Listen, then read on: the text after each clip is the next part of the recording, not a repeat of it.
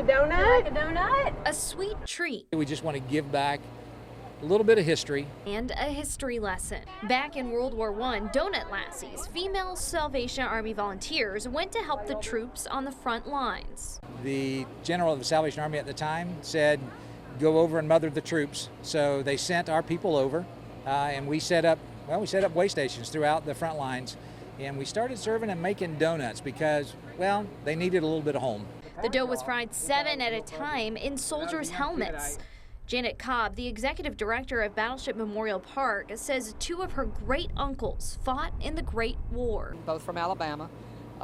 One was killed there, and I like to think that at some time they both had a hot cup of coffee or a mess tin cup full of coffee and a hot donut straight out of a fryer during that time, during that year 1918. National Donut Day was started in 1938 by the Salvation Army to help the needy during the Great Depression and recognize the work of the donut lassies during World War I.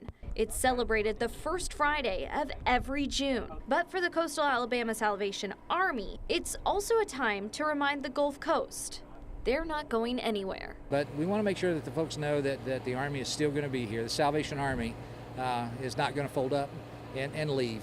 Happy Donut Day. At the USS Alabama, Nicolette Schleisman, WKRG News 5.